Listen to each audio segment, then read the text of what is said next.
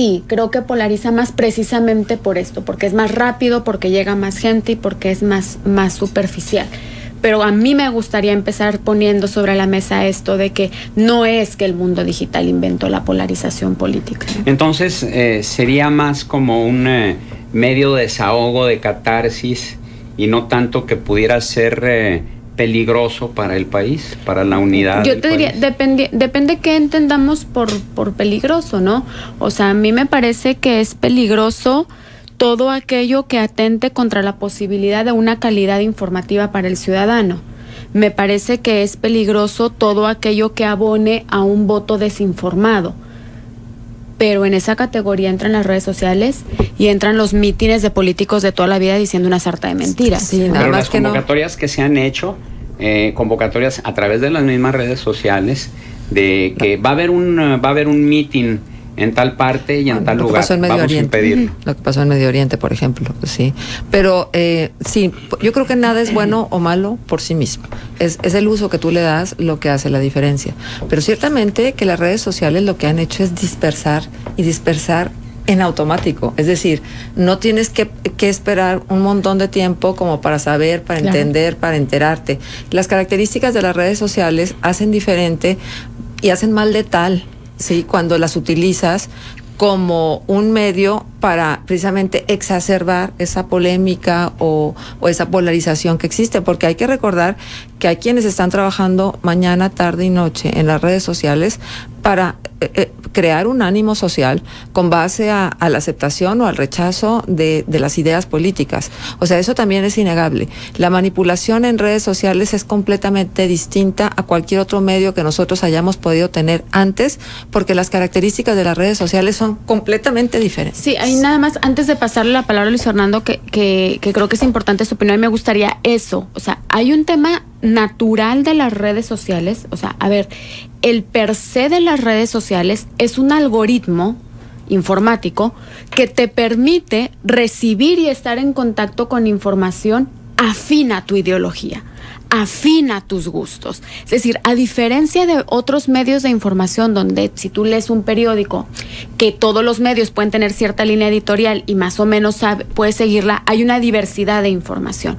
Las redes sociales, y eso es bien importante que la gente lo tenga claro, si usted está en una postura A o B, y entonces todo lo que consume, claro, va a reafirmar esa postura A o B. O sea, no es que eso sea toda la información que está circulando. Hay gente que está en B y le tengo una noticia, está recibiendo información justo del lado contrario. Eso es importante saberlo. Sí. O sea, así funcionan. Ese es el éxito de las redes sociales. Estamos enganchados un minuto y otro minuto y le das siguiente y sigues dando scroll hacia abajo y no puedes parar, porque todo está programado para que sea afín a lo que a ti te interesa. Sí, no, porque luego tú tienes muchos contactos que evidentemente tienen a su vez su propia postura, y entonces tú estás viendo sus publicaciones y estás viendo lo que dicen del otro, que a lo mejor es tu preferencia, lo que a ti te gusta, y entonces ahí es donde viene el encontronazo, ¿sí? Porque ese contacto a quien tú querías tanto, por eso le dijiste que sí,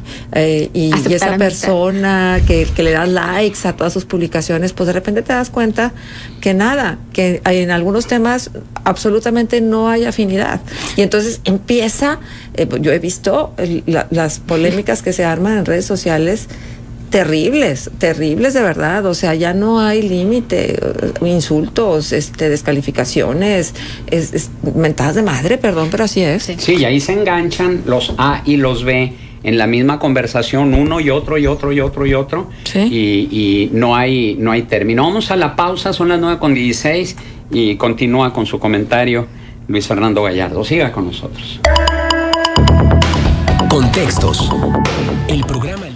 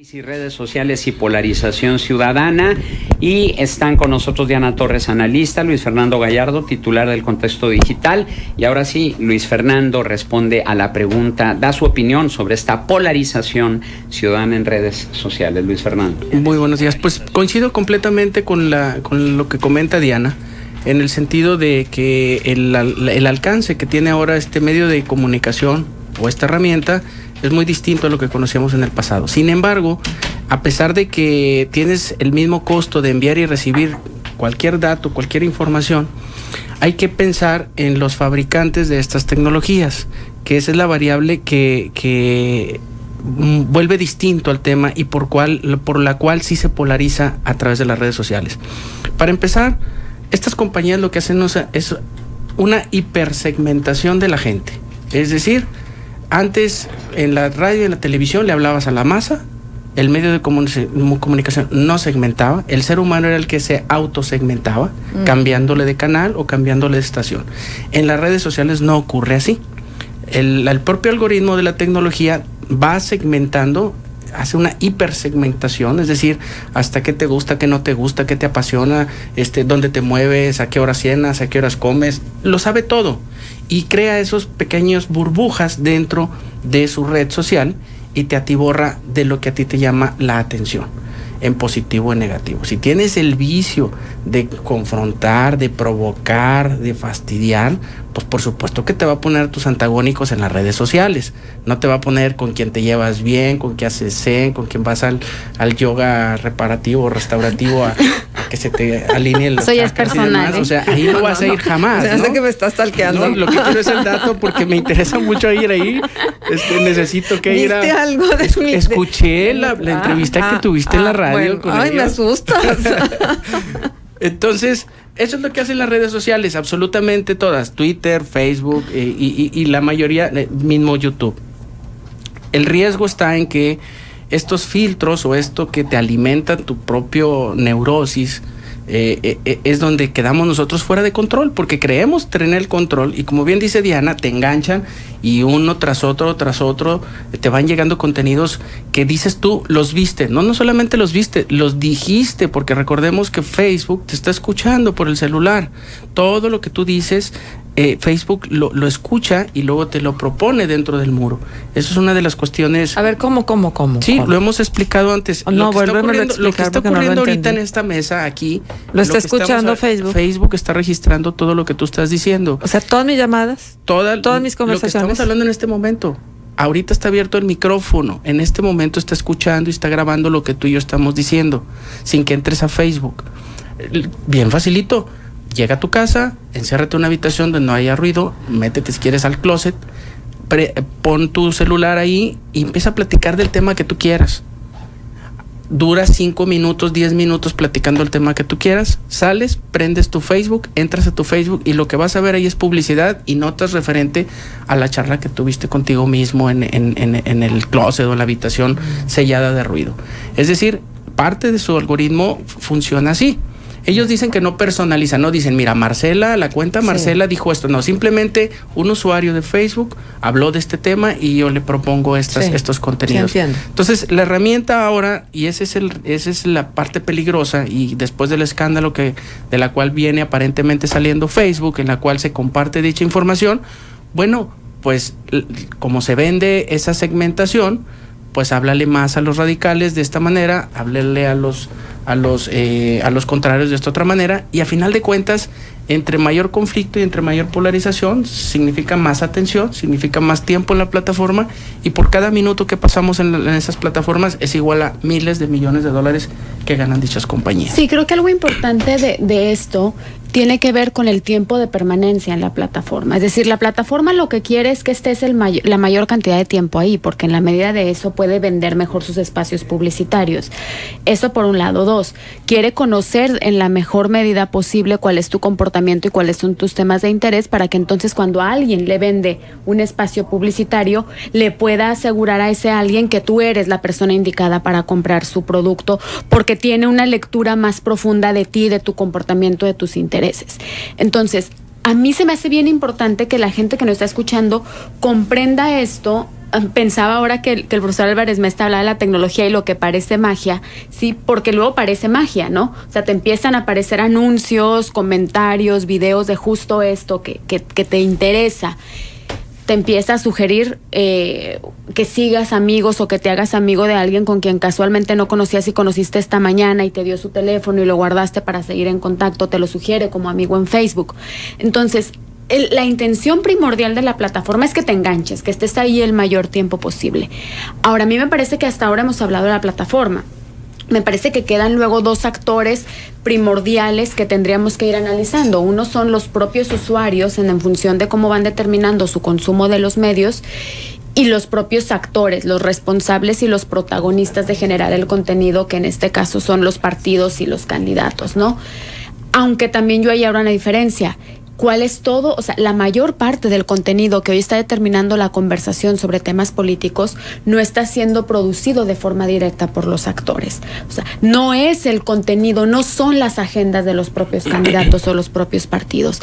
Y entonces creo que aquí hay una doble responsabilidad, porque el usuario en esta dinámica no es solo un consumidor, sino es el famoso prosumidor, ¿no? O sea, es el que produce y consume esos contenidos, esas noticias, esas ideas, y entonces somos nosotros mismos, a diferencia de otros modelos de comunicación política que yo decía al principio. A ver, la mentira ha existido siempre, candidatos que hacen campaña a base de mentiras ha habido toda la vida. La diferencia es que hoy la responsabilidad es compartida, porque ya no nada más es la plataforma oficial del candidato del partido la que está diseminando una mentira. Podemos ser tú y yo cada vez que compartimos una noticia la cual ni siquiera leímos. Podemos ser tú y yo que compartimos un meme o un gráfico que ni siquiera nos consta, y entonces ya estamos siendo parte de esta producción, de ese contenido que va a alimentar la discusión superficial sobre el tema. Acaba de renunciar uno de los cofundadores de WhatsApp a Facebook. Cuando Facebook adquiere a WhatsApp, dentro de su contrato y dentro de las normas comerciales de Estados Unidos, prohibía la compartición de la información de WhatsApp hacia Facebook y Facebook hacia WhatsApp. Sin embargo, la tentación de Mark Zuckerberg ha sido tanta que le pidió, eso es lo que se rumora, le pidió a este cofundador pues que le compartiera lo que nosotros chateamos. Es decir, si se fijan ustedes lo que postean en las redes sociales, ahí está a la vista de todos. Pero cuando tú estás en un chat privado, estás de uno a uno, lo que tú expones ahí, lo que tú dices ahí, está siendo guardado en ese contexto, no es público, ¿sí? Ahora imagínense si Facebook tiene acceso a esas conversaciones en las cuales ahí exponemos muchas cosas, incluso hasta datos de negocio, teléfonos, contraseñas, pues hasta cuestiones muy íntimas. Imagínense que toda esa conversación digital la añada a su algoritmo, donde ahí decimos, no, ¿sabes qué? Pues yo no voto por el candidato A o por el candidato B, o voy a por el candidato C porque me está ofreciendo un puesto, o por el otro no voy a votar, etcétera. Imagínense esas conversaciones, es hablar en voz alta tu pensamiento para que alguien más, a través de la tecnología, a través de estos algoritmos, lo potencie y disemine esas ideas o esos... O sea, que alguien más puede bajar esa información. Eso es lo que está pidiendo Zuckerberg, que le den acceso a la base de datos de todas las conversaciones de WhatsApp, de todos los más de 1,000 millones de usuarios que se tienen, porque la conversación es muy grande. Pero eso es un atentado a los derechos humanos de cualquiera, o sea, porque finalmente está violentando y está por encima de todas las leyes. Por eso renunció el cofundador y el CEO de WhatsApp. Dijo, yo no me voy a meter en esa bronca. No, pero ni él ni nadie. O el mundo entero se va a quedar con los brazos cruzados y decir, sí, está bien, señor Zuckerberg, haga lo que quiera de nuestra vida. Lo está ahorita puchando como no te imaginas. Bien. Bueno, tenemos en la línea telefónica Alejandro Cárdenas, periodista. También él es experto en redes sociales y en periodismo cibernético. Alejandro, muy buenos días, gracias por acompañarnos. Muy buenos días, saludos Juan, saludos a todos los que están en la mesa. Gracias, Alejandro. Y bueno, pues este tema, redes sociales y polarización ciudadana, ¿cuál es desde tu punto de vista y tu experiencia tanto en materia periodística como en redes sociales? ¿Cómo observas tú esta polarización ciudadana en las redes sociales y sobre todo, qué lectura le das en el marco de esta confrontación que se está dando entre los dos principales punteros de la carrera presidencial? En general, yo mencionaría que digamos, esa polarización que se visibiliza tiene que ver un poco con algo que en algún momento anterior se había platicado ya, que es la rapidez que tienen los medios digitales, en el sentido de que el control es mucho menor. Es decir, en el momento en que es muy difícil, en que la diseminación de información es más rápida, es más difícil controlar, y eso hace que sea más difícil un poco tener claridad en cómo se mueve, pero también permite que se puedan generar temas. Los mismos medios digitales, en general, menciono los más populares, Twitter, Facebook y algunos otros, permiten la conversación muy rápida. Es decir, su base es la conversación, su base es que la gente interactúe unos con otros. La parte horizontal la han movido muy bien y han permitido que, digamos, que se pueda dar, además de lo que están diciendo, en este caso actores políticos, que sería la parte vertical, genera que entre los mismos actores horizontales puedan debatir. Y en esos debates, sí, se empiezan a dar, digamos, excesos. Esos excesos tienen que ver directamente, pues, con que no hay reglas. O sea, digamos, con que cualquiera puede hacer los envíos que quiera, no hay una limitante, no hay tiempo, y eso puede generar que se generen, digamos, momentos de mucha algidez, aunque los mismos medios, ellos mismos clasifican sus comentarios. Entonces, ellos mismos te van poniendo más arriba los comentarios mejores votados, y ellos mismos hacen una especie, digamos, de editorialización vinculada con la audiencia, y aquí es donde yo creo que está el tema de fondo, ¿no? Y lo que se difunde en medios digitales vinculados con campañas políticas en general, pero también de cualquier otro tema, sí es importante que la audiencia decida qué es lo que va a aparecer priorizado en los comentarios. Puede ser un chiste, puede ser una buena frase, puede ser un comentario muy atinado, pero puede ser simplemente una descalificación total, o si se requiere la presencia del editor, del periodista, que tiene la capacidad de entender, de la capacidad de clasificar, la capacidad de darle el valor a la noticia para decir esto es lo más relevante. Creo que es un buen debate, porque estamos hablando de periodismo ciudadano y estamos hablando de periodismo tradicional.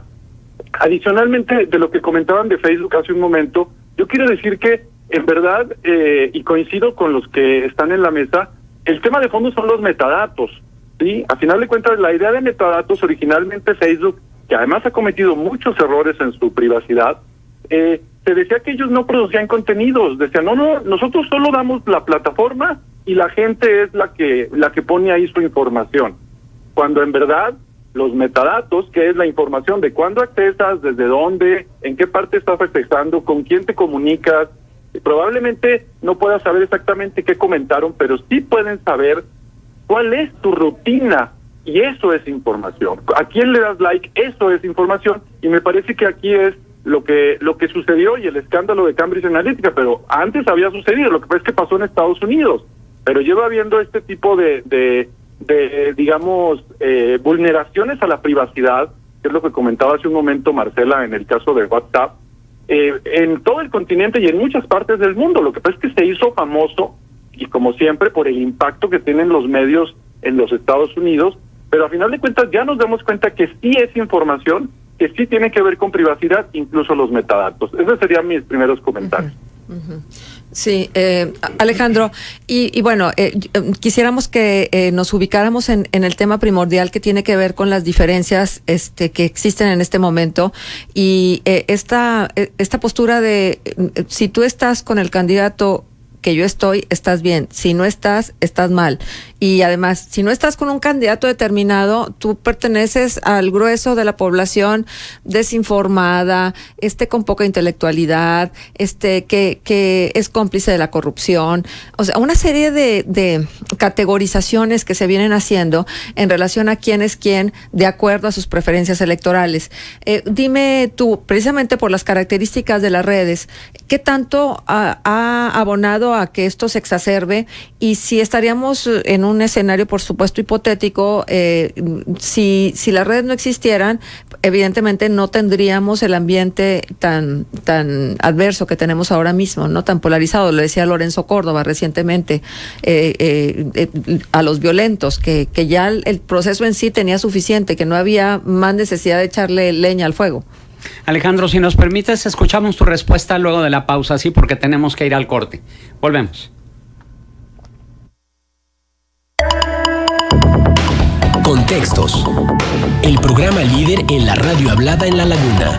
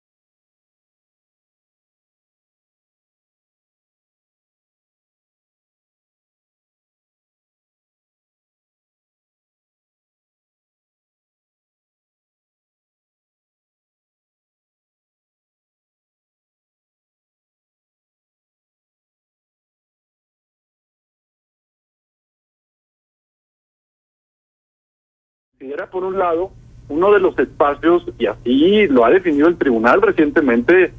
A finales de enero hubo una de las sentencias relacionadas con este tema del Tribunal Electoral, que tiene que ver con un video de YouTube vinculado con MIS, y el tribunal dice: Internet es el espacio más amplio de libertades que hay.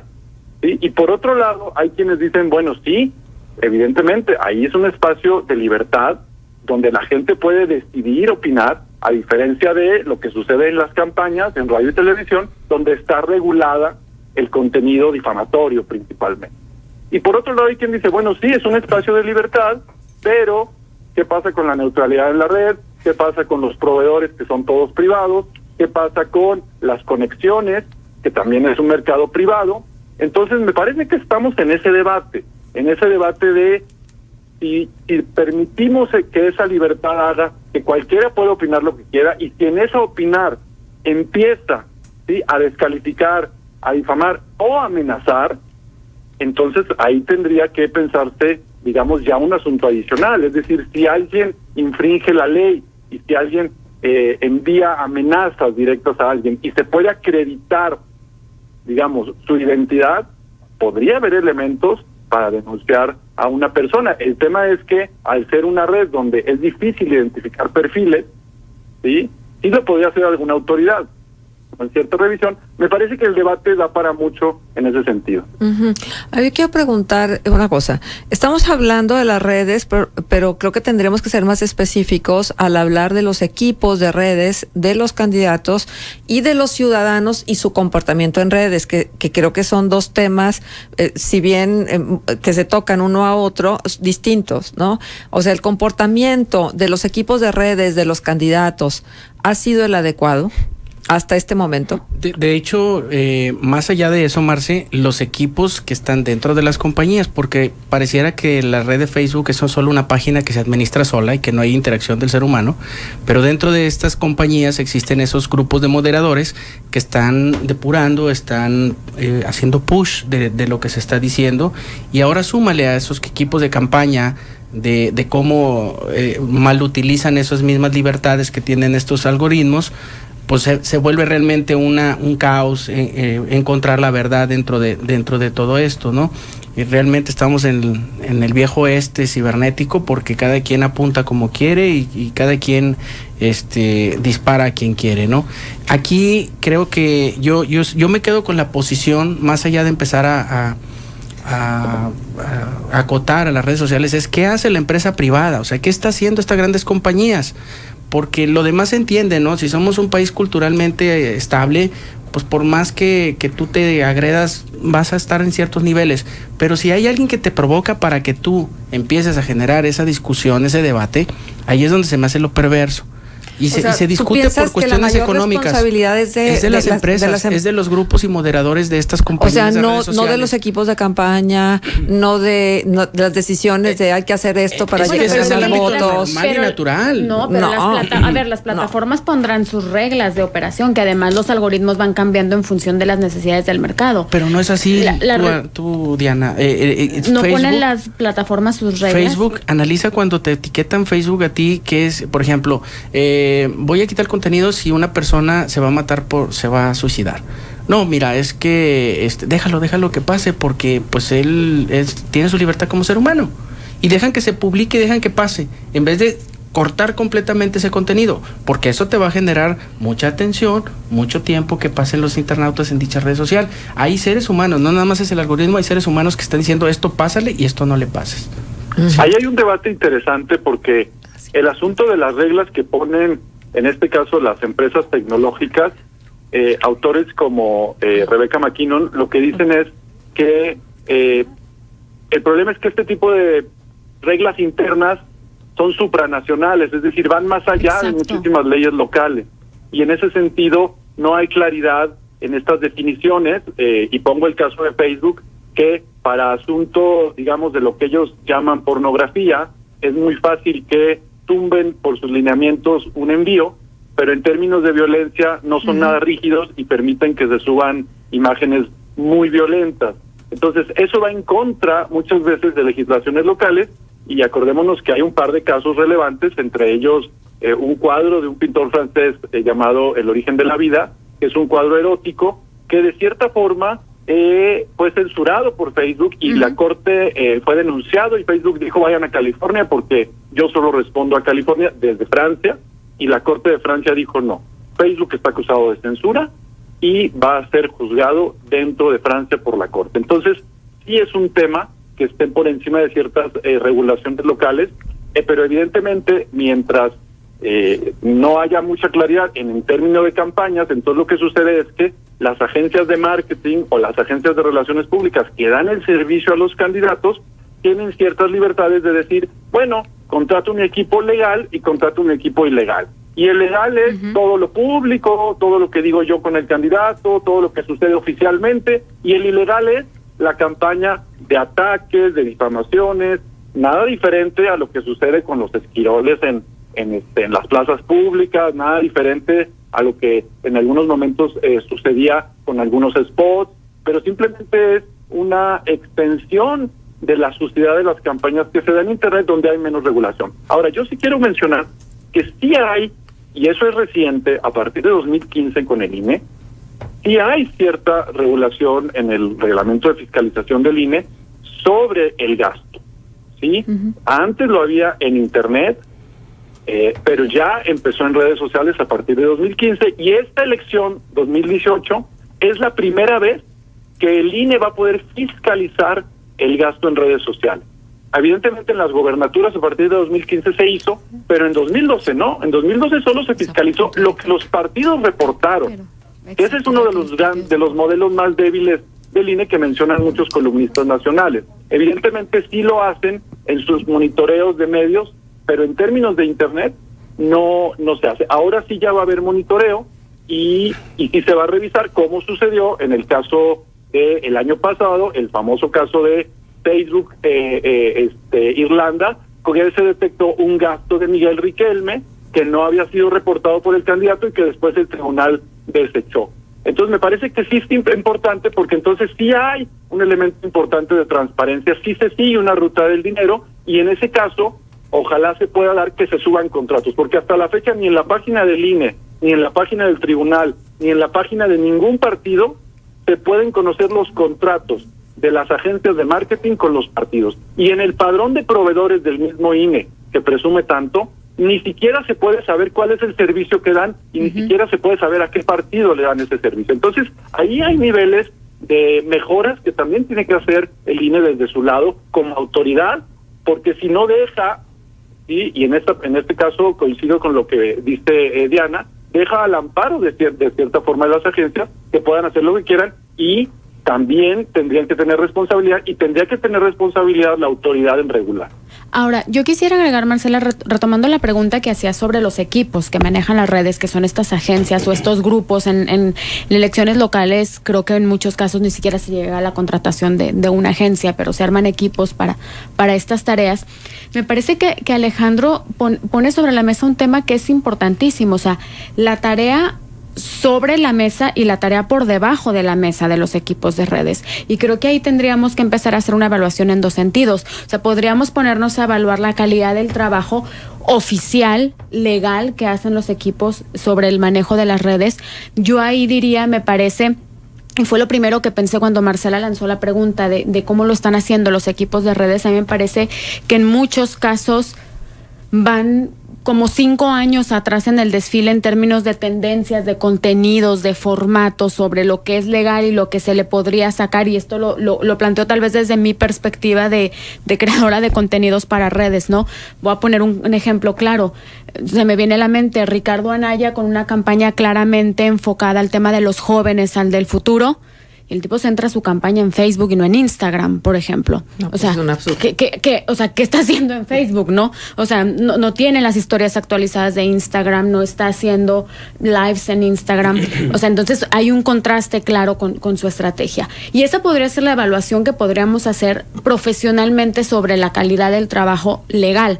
Pero a mí me parece, y quiero enlazarlo a la primera pregunta que hizo Juan con la que arrancamos, las responsabilidades sobre la polarización. Y sí, podríamos ser muy autocríticos y decir, los ciudadanos estamos siendo muy irresponsables. Yo hace poco platicaba con alguien y dije, me propuse, o sea, lo más que puedo aportar al debate público en esta campaña va a ser no compartir información que no me conste. Por lo tanto, no he compartido prácticamente nada durante toda la campaña, ¿no? Y me parece que es la mayor aportación que puedo hacer en ánimos como de fortalecer el debate. A lo más, tal vez, artículos de opinión. Exacto, que finalmente es una valoración muy opinión. Personal. Ajá. Exacto. Pero y sí, podríamos, insisto, ser muy autocríticos y ver cuánto nosotros estamos abonando a esa polarización.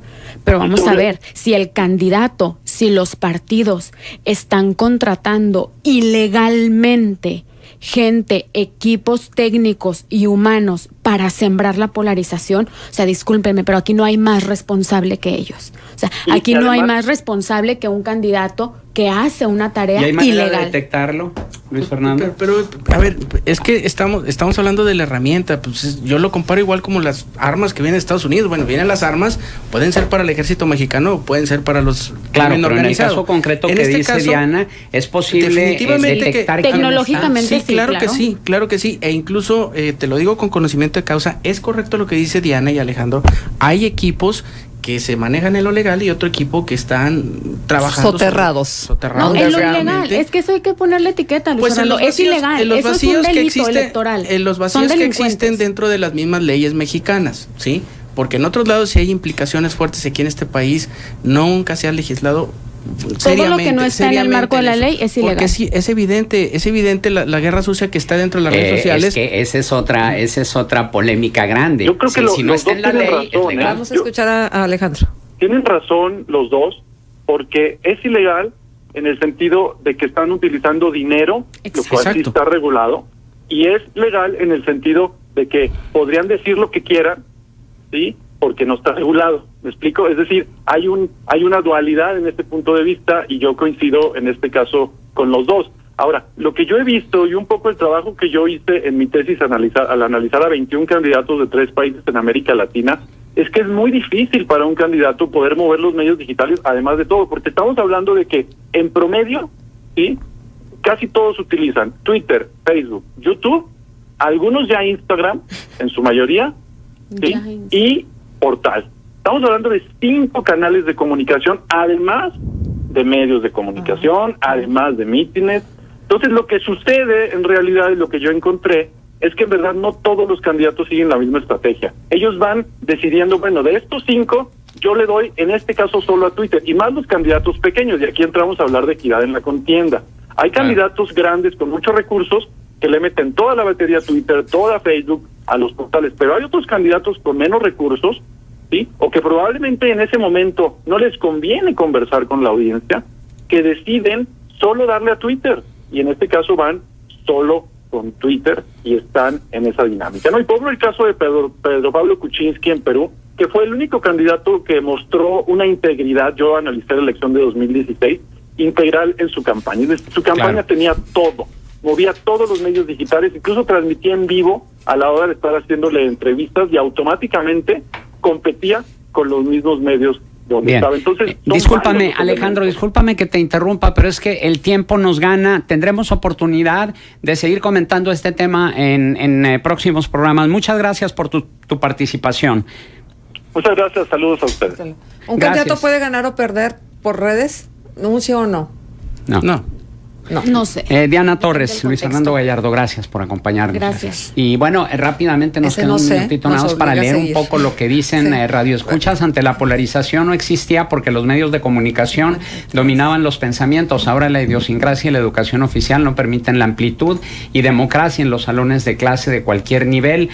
También muy buenos días a todos, gracias por la mesa. Y había tomado la bandera de la reconciliación al final de estas elecciones. Sin embargo, cada día el calor sube de intensidad, viendo cómo los de A se mientan la madre con B. En algunos casos va a ser irreconciliable. Hay más comentarios, lo que ya no hay es tiempo. Gracias por acompañarnos. Pase un espléndido fin de semana. ¡Ánimo! Q 91.1 FM. La estación que te escucha.